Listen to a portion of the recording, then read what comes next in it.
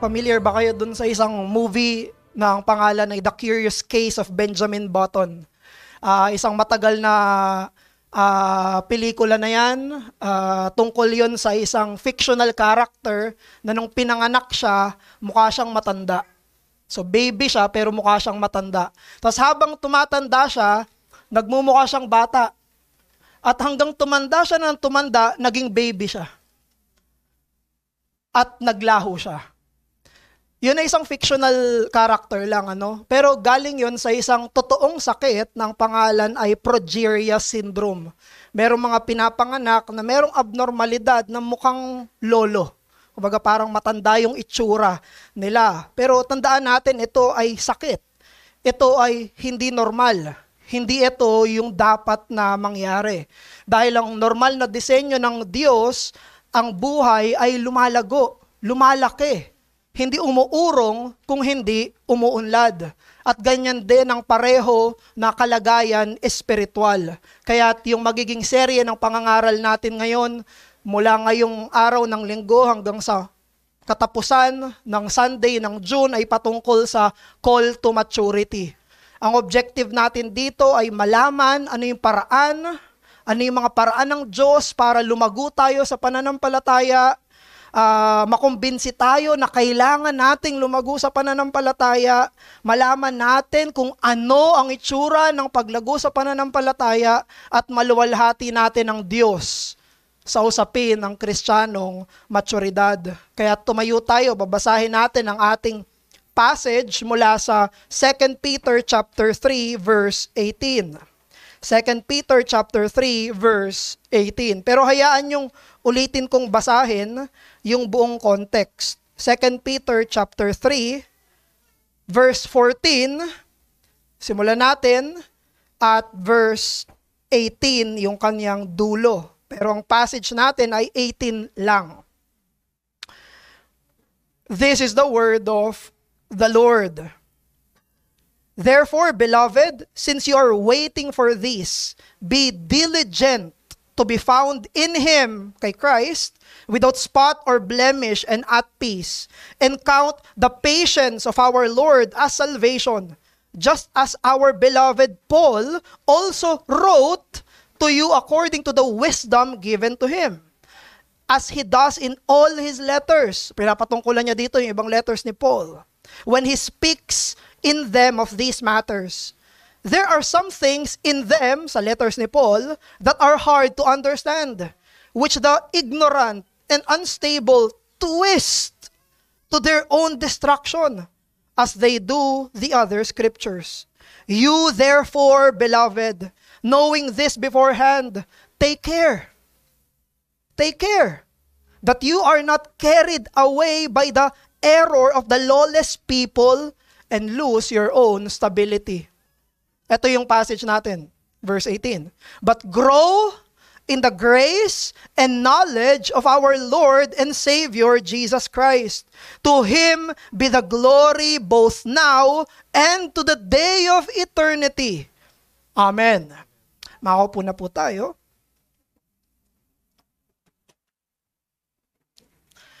So, ang 2 Peter chapter 3 verse 18 ay closing verse ni Apostle Peter sa kanyang second epistle.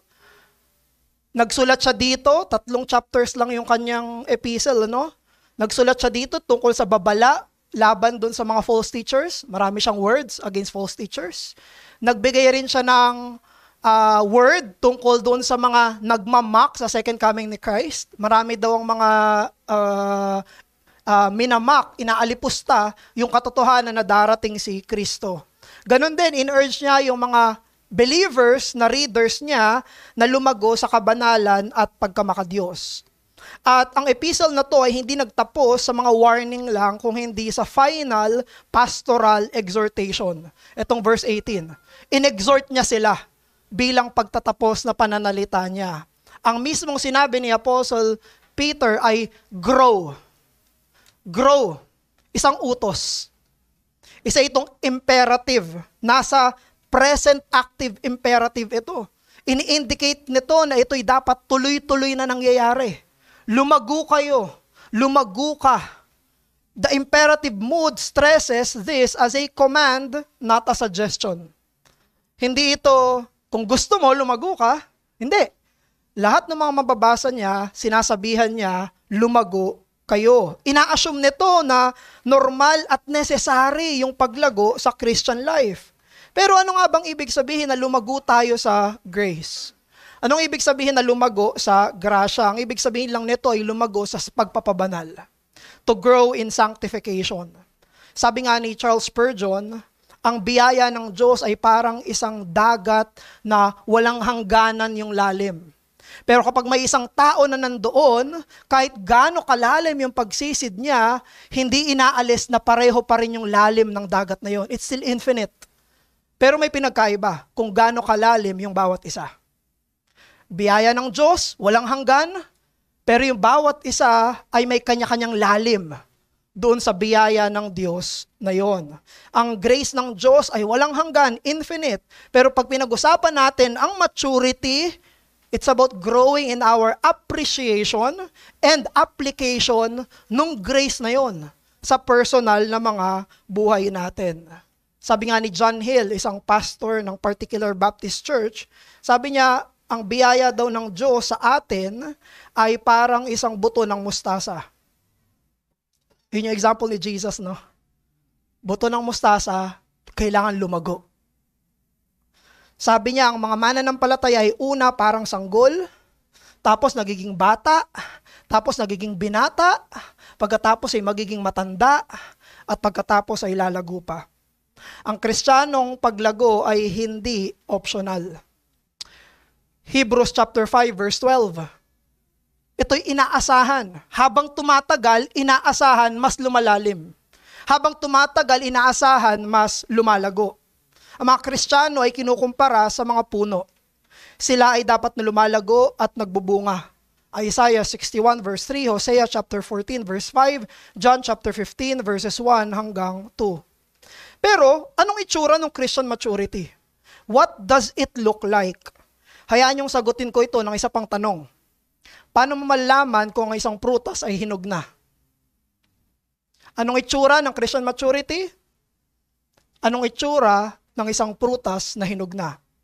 Paano mo malalaman kung isang puno ay matured na? You know the answer. Alam mo, meron kang kinikilatis, meron kang tinitignan, merong hinog at hindi hinog, at merong handang magbunga sa hindi handang magbunga. Related rin ito sa Galatians chapter 5 verse 22 hanggang 23. Yung mga graces doon, sa Galatians 5, yung fruit of the Spirit, love, patience, joy, long-suffering, gentleness, meekness, self-control, lahat ng mga mananampalataya, merong fruit of the Holy Spirit. Pero hindi lahat magkakasing hinog. Merong sa isa, itong parte yung hinog, itong bunga na ito yung hinog, sa ibang mga mananampalataya, may ibang mga bunga yung hinog. At ang chief end ng maturity, ang lahat ng mga bunga ng Espiritu sa isang Kristiyano, lahat ay mahinog. Lahat maging matured. Lahat ng mga bunga ng Espiritu ay maging malago. At tandaan natin na meron palaging lugar para sa paglago. There is always room for growth. There is always room for improvement. Pag sinabi natin na matured, hindi ibig sabihin nito na dulo yun. Hindi, yun ay estado. Hindi dulo. Ibig sabihin, kung hindi ito dulo, pwede pa itong tumuloy, tuloy, tuloy, tuloy, tuloy, tuloy. Merong progress. To be matured means to continually to bear fruit. Merong progressiveness, merong pagiging dynamic. And I would argue, pwede tayo mag-discuss outside the pulpit. I would even argue na sa final state, sa glory, brethren, we will continue to mature. Maging sa panahon na glorified na tayo, there is still room for growth. I want you to consider nung bata pa si Jesus. 12 years old siya. Luke chapter 2 verse 52. Si Jesus ay walang kasalanan. Wala siyang kasalanan. Pero pakinggan nyo. Luke 2:52. Jesus increased in wisdom and stature. He increased in favor with God and with man. Ha? Wala siyang kasalanan pero lumago siya. That's it. That's it. Alam nyo, ang hindi paglago at ang deterioration, yan ay resulta ng kasalanan at kamatayan. At sa walang hanggan, kung saan wala ng kasalanan, wala ng kamatayan, wala ng hadlang sa paglago. Walang hadlang sa paglago, tuloy-tuloy tayong lalago. At inutos ito ni Pablo, hindi sa walang hanggan, ngayon na. Ngayon lumago ka na. Bilang isang mananampalataya, in-address ni Apostle Peter yung mga challenges na kinakaharap ng early Christians, false teachings, persecution, pero tinapos niya yung kanyang letter sa isang exhortation sa mga believers na lumago sila sa kanilang Christian faith. And this is a sweeping command para sa lahat to. Wala siyang in-identify dito. Hindi niya sinabi, mga kalalakihan, grow. Hindi niya sinabi, mga kababaihan, grow. Hindi niya sinabi, mga bata, grow. Hindi niya sinabi, matatanda, grow. Hindi niya sinabi, mga bagong believers, grow. Hindi niya sinabi, mga matatagal ng believers, grow. There's a command that is sweeping to all. Lahat kayo, lahat ng makikinig, lahat ng mambabasa, lumago ka. Walang exempted sa utos ng paglago. Walang exempted sa utos ng paglago ng mga mananampalataya. At ang goal nitong Christian maturity na to ay nasa text mismo natin. To Him be the glory both now and forever, to the day of eternity. Amen. Ang goal ng Christian maturity ay ang pagpupuri kay Kristo. Is the praise of Christ. Kaya ito yung message natin ngayong hapon. Yung pag-unlad sa spiritual na buhay ay ang personal na responsibilidad na kailangan habang hinahangad natin na luwalhatiin si Kristo. That to advance in spiritual living, in spiritual life, is a personal accountability, personal responsibility, necessary as we seek Christ's glory. Now, alam natin, ang paglago sa pananampalataya ay dahil lang sa kapangyarihan ng Diyos. Siya yung nagpapalago.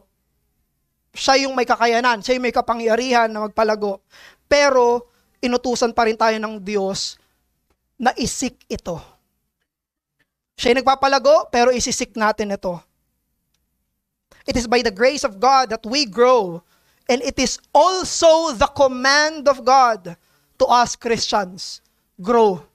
Lumago ka. Hindi natin sabihin, hindi ko naman kayang palaguin yung sarili ko . Hindi, utos. Lumago ka. Gawin mo ang mga paraan para ikaw lumago sa Kristiyanong pamumuhay. At meron lang isang uri ng tao, meron lang isang uri ng tagapakinig na hindi inuutosang lumago. Meron lang isang klase ng tao na hindi inuutosang lumago. Sila ng mga unbelievers. Dahil hindi pa sila buhay. Hindi ka lalago kung wala ka pang buhay. Hindi ka lalago kung hindi ka pa ipinanganak. Hindi ka pa lalago spiritually kung wala ka pa spiritually. Kaya kung ikaw ay hindi mananampalataya, ang panawagan sa iyo ay maging Kristiyano ka muna bago ka lumago sa pagiging Kristiyano. Huwag mo i-confuse na dahil nasa isang Roman Catholic country tayo, huwag mo i-confuse na dahil uma-attend ka ng mga Christian churches, ay Christian ka na. Ang pananampalatayang Kristiyano ay nagsisimula sa pagsisisi sa kasalanan at pananalig kay Kristo para sa kaligtasan. Doon magsisimula ang buhay mo. At mula doon sa kakalalago. Pinapanawagang lumago. Kung hindi ka pa Kristiyano, magsimula ka na manalig ngayon na. Repent of your sins and believe in the Lord Jesus Christ, and then this verse will be for you. Pero para sa atin, ang mga mananampalataya na, ano yung mga truth na dapat nating malaman regarding spiritual maturity? Number 1, it is about knowing Jesus. And number 2, it is about glorifying Jesus. Pag pinag-usapan natin ang Christian maturity, unang-una, tungkol ito sa pagkilala kay Jesus. Kaya dinagdag ni Peter. Sinabi niya, but grow in the grace and knowledge of Christ. Dinagdag niya and knowledge. Kasi kailangan natin ang kaalaman para lumago tayo sa biyaya ng Panginoon. There will be no growth in grace if there is no growth in knowledge. Ang kaalaman mo ay dapat lumago. Kaalaman saan? Anong subject? Anong topic? Ano yung object ng kaalaman na yon? Binanggit ni Peter, yung full title ni Jesus. Of the Lord and Savior Jesus Christ. Kompleto. Kailangan mo makilala siya ng kompleto para lumago ka. Kailangan mo makilala yung pinananampalatayanan mo. Kailangan mo makilala yung pagkapanginoon niya. Kailangan mo makilala yung kanyang pagiging tagapagligtas. Kailangan mo makilala yung pangalan niya. Kailangan mo malaman yung trabaho niya, Christ. Pag tayo ay lumago sa kaalaman, ang sinasabi ni Peter, lumago tayo sa pagkilala sa persona at gawa ni Jesus ng mas malalim at mas malalim at mas malalim pa. Si Kristo ang object at source ng lahat ng growth. Yung pagkakita sa Kanya, yan ang pagmumula ng lahat ng paglago. Kaya knowing more about Christ intellectually and relationally, yan ay needed for us to advance in Christian spirituality. Yung pang-isipan at pang-relasyonal na pagkakakilala kay Jesus ay kailangan para umusad sa Kristiyanong maturidad. Pero pwede tayo mag-object, no? Kahit nandun na sa text. Nasa text na. Andun na mismo. Pero pwede tayo mag-object. Bakit naman meron ng mga lumalago yung kaalaman nila pero hindi naman nagmamature? Pwedeng kinakain nila pero hindi nilang inunguya. Pwedeng kinakain nila yung kaalaman pero hindi nila nilulunok. Pwedeng inaalam nila yung katotohanan pero hindi nila pinepersonal. Hindi dumadaloy sa puso nila. Hindi dumadaloy sa panalangin nila. Hindi dumadaloy sa pang-araw-araw na buhay nila. Perhaps. Meron pang pwedeng isang objection. Bakit yung ibang mga Christian naman ng mga nasa probinsya? Wala naman silang systematic theology. Ni Bavinck. Wala naman sila nung mga ibang mga, wala naman silang libro ni Grudem at ni Waldron at nung ibang mga theologians. Bakit sila naman ay nagmamature sa kanilang faith? Kaysa sa kanila ng dami-daming libro. Bakit sila? Perhaps, wala nga silang systematic theology. Palagi naman nagbabasa ng Bible. Perhaps, mas madalas pa silang magbasa kaysa sa atin. Perhaps, ginagamit nila yung free time nila hindi sa mga distractions, kung hindi para sa pagbuklat ng salita ng Diyos.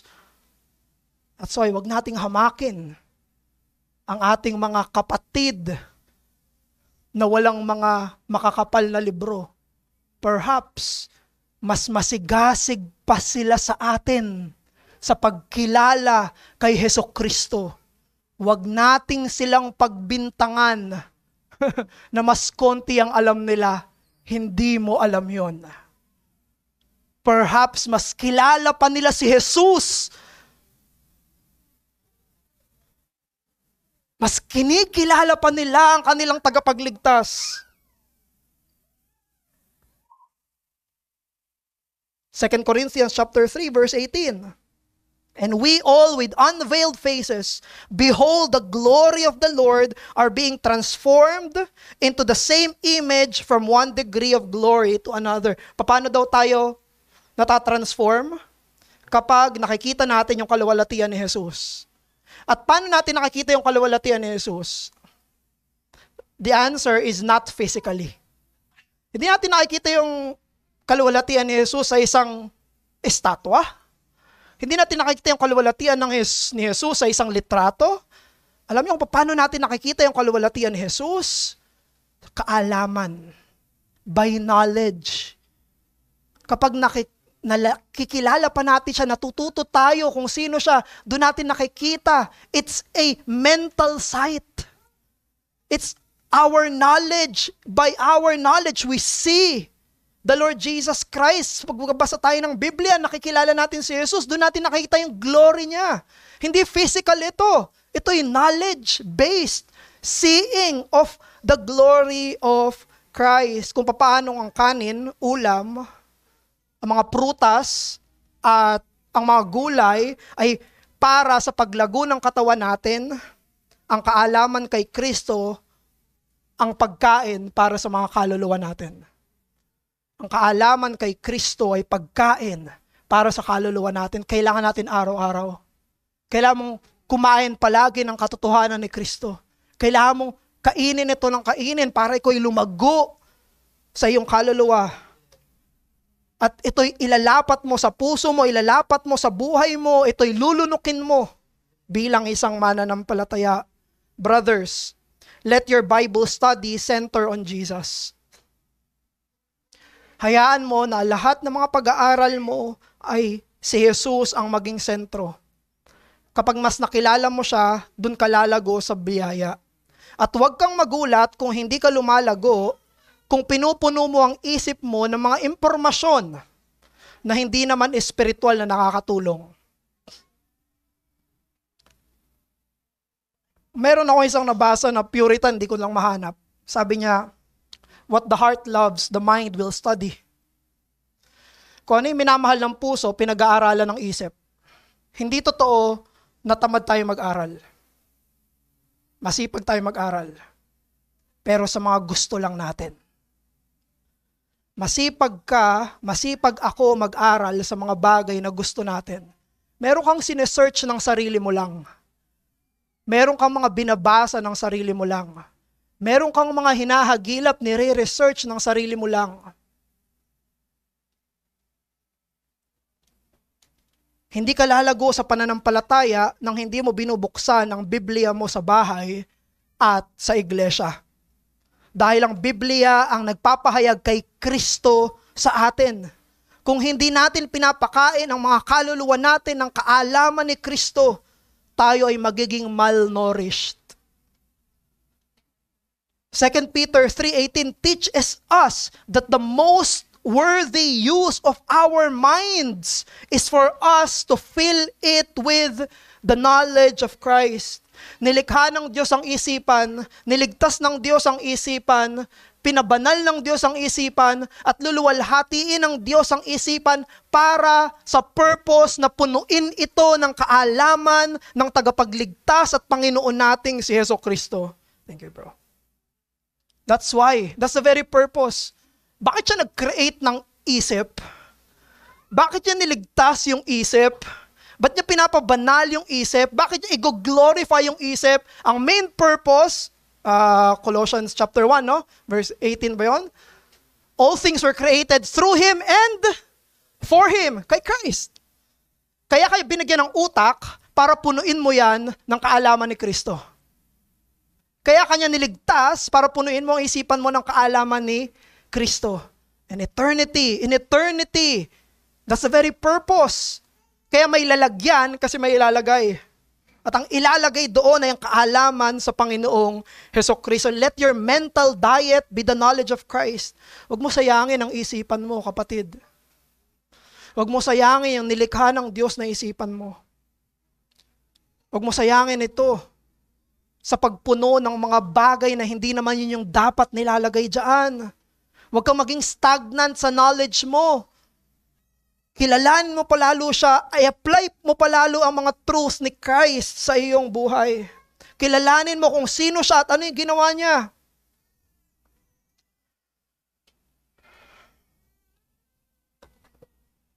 Kilalanin mo yung Panginoong Jesus sa kanyang pagka-Diyos, sa kanyang pagkatao, sa kanyang inkarnasyon, sa kanyang kabataan, sa kanyang paglago, sa kanyang panalangin, sa kanyang pagbabasa, sa kanyang kawalang kasalanan sa kanyang mga pangalan, sa kanyang relasyon sa pamilya niya, sa kanyang relasyon sa mga disipulo niya, sa kanyang mga tukso, sa kanyang mga milagro, sa kanyang dignidad, sa kanyang pagpapakumbaba, sa kanyang kasiyahan, sa kanyang kalungkutan, sa kanyang otoridad, sa kanyang awa, sa kanyang tungkulin bilang propeta, pari at hari, sa kanyang pag-ibig, sa kanyang kasiyahan, sa kanyang kapayapaan, sa kanyang pasensya, sa kanyang pagkamarahan, sa kanyang self-control, sa kanyang pag-asa, sa kanyang kabanalan, sa kanyang krus, sa kanyang tipan, sa kanyang kamatayan, sa kanyang resurreksyon, sa kanyang pag-angat sa Ama, sa kanyang pag-upo sa kanan ng Ama, sa kanyang pagbabalik. Napakarami nating dapat matutunan tungkol sa Kanya. Napakarami nating dapat pang paglalim na dapat palalimin tungkol sa pagkakakilala sa buong Kristo. Ayaw natin ang kalahating Kristo lang ang alam. Ayaw natin ang 1/4 na Kristo lang ang alam. Ang gusto nating malaman ay yung kabuuan niya, yung kalaliman ng persona at kanyang gawa. Tatanungin kita, naniniwala ka ba nang dapat lang masigasig sa pag-aaral ay mga bagong Kristiyano?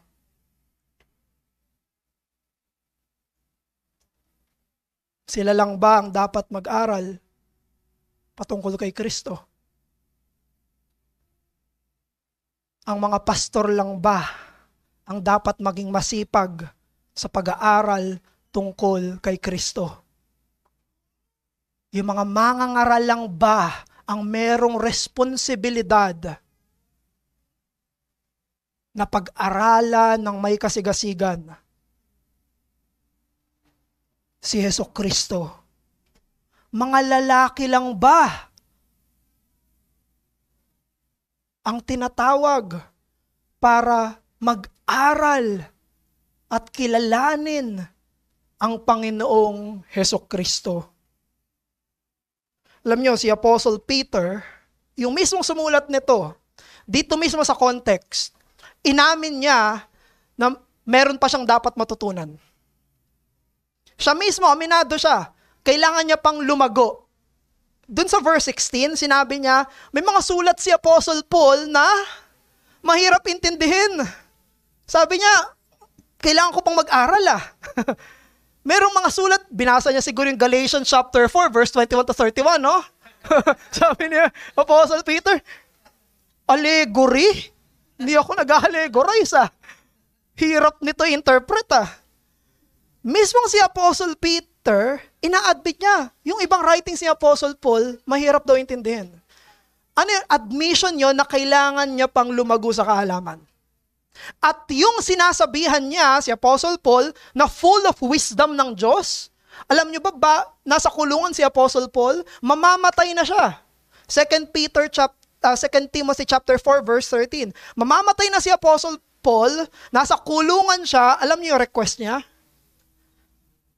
2 Timothy 4:13, sabi niya, when you come, sabi niya kay Timothy, pagbalik mo, bring the cloak that I left with Carpus at Troas and also the books. And above all, the parchments. Wow! Ito yung sinasabi ni Apostle Peter na mahirap intindihin.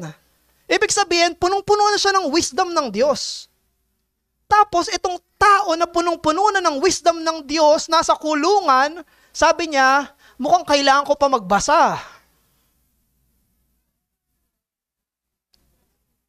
Brethren, kung ang mga apostol mismo ay umaamin ng kanilang pangangailangan na kilalanin pa si Kristo ng higit para sa kanilang personal na pagiging disipulo, magkumpisal tayo ng parehong pagkukumpisal.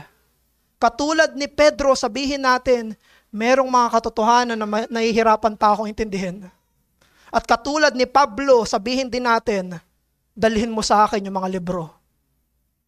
Kailangan natin ito para sa paglago sa pananampalataya. Pangalawa, para santo, para sa pagluluwalhati kay Jesus. Ito yung goal, ito yung purpose. Yung isa ay paraan at pangalawa ay patutunguhan. Anong purpose? for the glory of Jesus. To Him, yung Him na yon, si Jesus yon. Yun yung nasa context eh. To Jesus be the glory both now and to the day of eternity. Amen. Doxology, an outburst of praise para sa Panginoong Jesucristo. Lahat ng writing ni Apostle Peter para mismo dito. Para sa kapurihan ni Jesus. By the way, isa ito sa mga text na nagpapatunay sa pagka-Diyos ni Jesus. Sabi ni Calvin, hindi mo naman bibigyan ng doxology ang isang nilikha. Hindi mo naman sasabihin na, to Him be the glory. To Joseph be the glory now and forever. Amen. Hindi mo sabihin yun.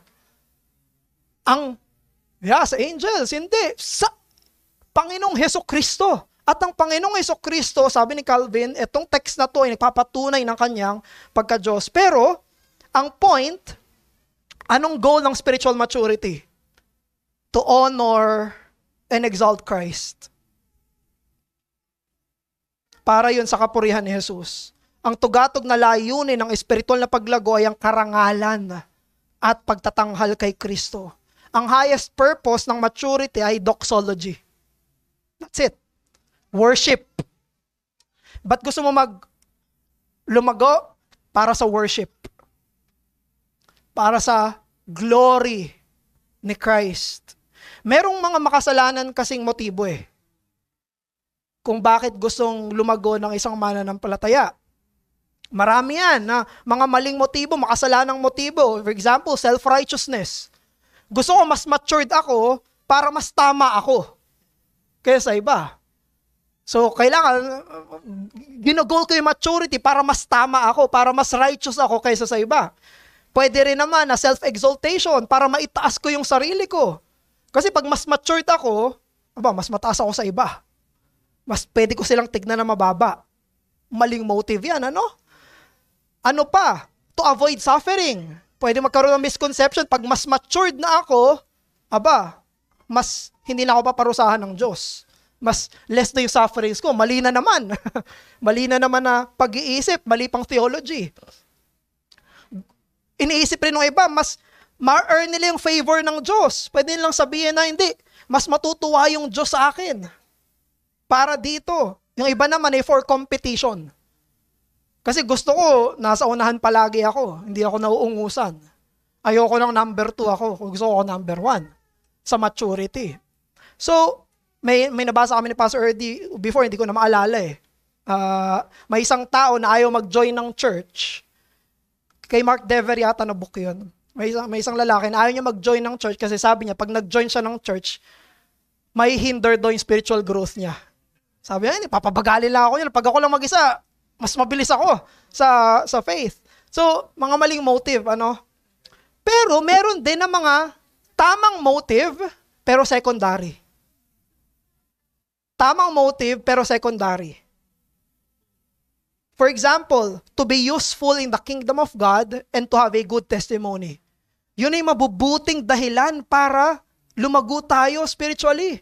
Kasi gusto natin magkaroon tayo ng magandang testimonya sa mga mananampalataya, sa hindi mananampalataya, mahikayat natin sila sa pananampalataya, lumago yung iba dahil sa ating maturidad, yan ay tamang uri ng motibo.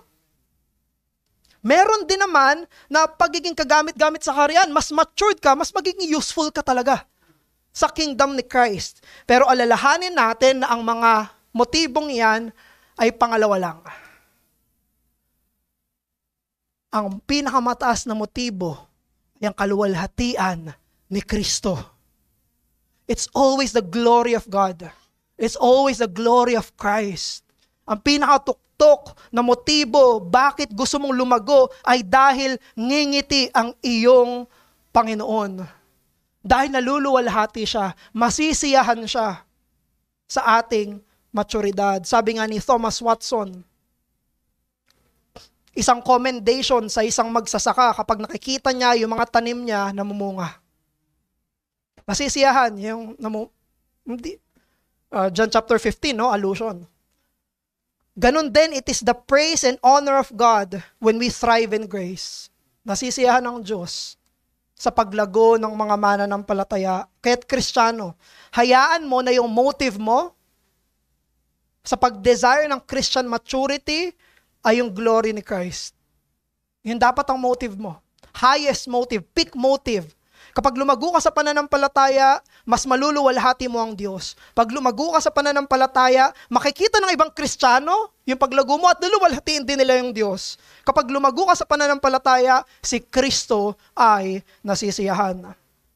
Therefore, yung kabaliktaran nito ay babala sa atin.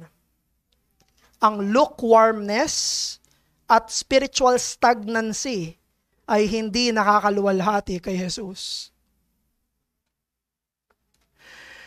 Hindi napapapurihan ng Panginoong Jesus sa hindi paglago.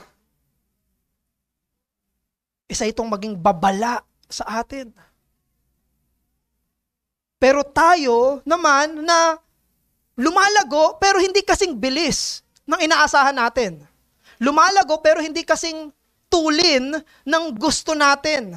Ikaw naman ay huwag ma-discourage. Ikaw naman ay ma-encourage. Kasi naluluwalhati si Jesus, gaano man kabagal ang paglago. Basta merong paglago. No matter how slow it is, if there is growth, Jesus Christ is glorified. Alam nyo, iba-iba naman kasi yung pacing ng mga mananampalatay, hindi yan magkakasabay. Hindi yan sabay-sabay lahat. May iba't ibang pace yung growth ng each Christian. May iba na mas mabilis, may iba na mas mabagal, merong iba na obvious yung kanilang growth, merong iba na merong growth pero slow growth. May isa akong nabasa, yung may ibang uri daw ng mga kawayan na 5 years bansot. 5 years. After 5 years, bigla namang tutubo ng napakabilis, napakataas, napakatayog. Hindi natin alam, brethren, kung nakikita mo yung sarili mo na lumalago ka pero hindi kasing bilis ng inaasahan mo, pero sinisik mo pa rin ito, ma-encourage ka. Naluluwalhati si Kristo sa iyong paglago. Maging patient ka, hanapin mo ito, ipanalangin mo ito, at ang maging motive mo ay ang kaluwalhatian ng Panginoon na minamahal mo. Bilang pagtatapos, ang paglago sa grasya at kaalaman ay hindi para lang sa iilan. Ito ay para sa lahat ng nakay Kristo. Huwag tayo mag-settle sa spiritual infancy. Tayo ay mag-press on sa spiritual maturity.